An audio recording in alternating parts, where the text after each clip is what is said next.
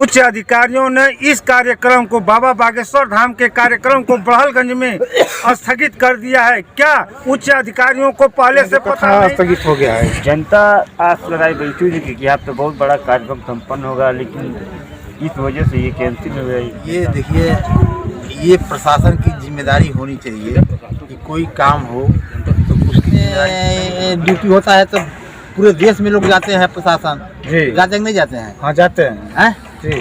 चुनाव होता है पूरे देश में प्रशासन जाती है, लेकिन यहाँ के लिए प्रशासन नहीं है। जबकि उच्च अधिकारियों का कहना है और लिखित है कि प्रशासन की कमी होने के कारण इस कथा को हम स्थगित कर। आज इस समय हम भारत के सबसे बड़े राज्य राम राज्य उत्तर प्रदेश के बाबा गोरखनाथ के धरती के दक्षिणांचल बड़हलगंज में उपस्थित हैं, जबकि लगातार 6 महीना से बाबा बागेश्वर धाम धीरेन्द्र शास्त्री जी का कार्यक्रम लगभग चर्चाओं का विषय बना हुआ था कि बड़हलगंज में बाबा धीरेन्द्र दास शास्त्री आएंगे, जो कि 5 दिवसीय कथा का उनका आयोजन बड़हलगंज में कार्यक्रम रखा गया था, जो कि 5 दिन पहले जो अनुमति कथा कराने के लिए उच्च अधिकारियों का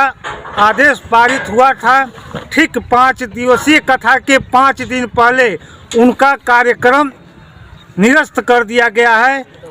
इसलिए यहाँ देखिए, जो भी टेंट वगैरह जो पब्लिक यहाँ आने वाली थी, लगभग बताया जा रहा है राहुल तिवारी जो मुख्य आयोजक हैं, राहुल तिवारी जी ने से एक दिन मेरी वार्तालाप हुई, जो माइक पर मेरा न्यूज़ भी चल रहा है। उन्होंने बताया कि लगभग 1 लाख से ऊपर यहाँ जनसंख्या उपस्थित होगी, जो बाबा के जो 5 दिवसीय कथा चलेगा उसमें भाग लेगी।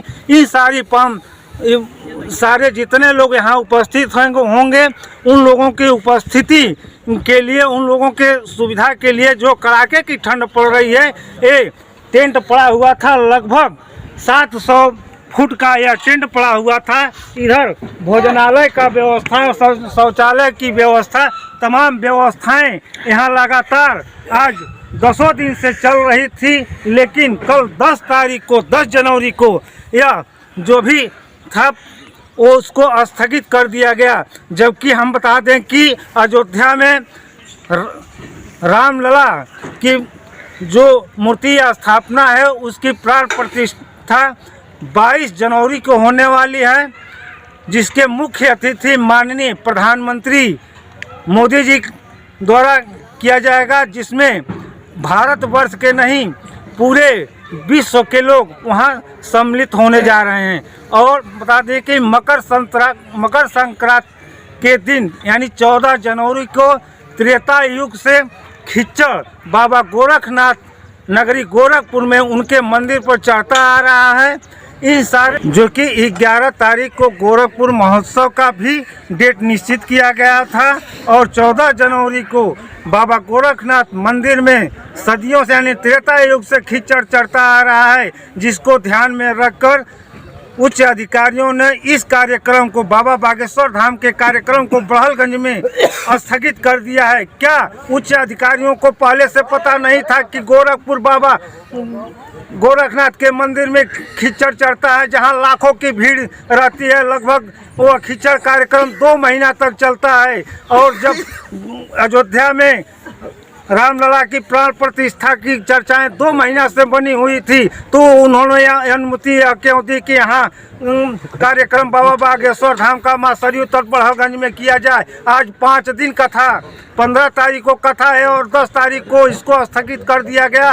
उन लोगों को जानकारी नहीं थी। अगर स्थगित करना था तो अनुमति देने से पहले जो भी यहाँ के संयोजक राहुल तिवारी हैं उनको बता देना चाहिए था कि यह आपका कार्यक्रम जनवरी में नहीं हो पाएगा, फरवरी में नहीं हो पाएगा, किसी कोई और डेट ले लीजिए, ताकि यहाँ तैयारियाँ। और चिल्लू पार की जनता आस लगा कर बैठी हुई थी। चिल्लू ऊपर की ही जनता नहीं, देश और विदेश की जनता जो पूरे विश्व से लोग बाबा धीरेन्द्र दास की कथा सुनने के लिए उनके जो प्रवर्तक हैं और जो भी उनके अनुयायी हो यहाँ आने के लिए अपने टिकट करा चुके होंगे और आने के लिए सारी तैयारियां करा चुके होंगे। जबकि यहाँ राहुल तिवारी मुख्य आयोजक हैं। यहाँ आने वाले श्रद्धालुओं के लिए उनकी व्यवस्था के लिए इतने बड़े पंडाल की व्यवस्था, शौचालय की व्यवस्था, उनके भोजनालय की व्यवस्था, उनके ठहरने की व्यवस्था, सारी व्यवस्था कर चुके हैं। और 5 दिन पहले 5 दिन उसी कथा को स्थगित कर दिया गया। क्या यहाँ के विधायक और यहाँ के सांसद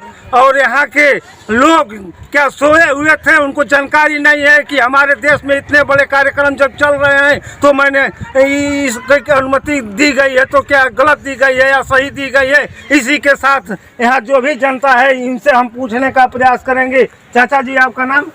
गोपी हलवाई। गोपी हलवाई, कहाँ के आप रहने वाले हैं? बड़हलगंज के। जो ये कथा स्थगित हुई है इस पर आपका क्या कहना है? इस पर क्या बहुत गलत हुआ है। बहुत गलत हुआ है।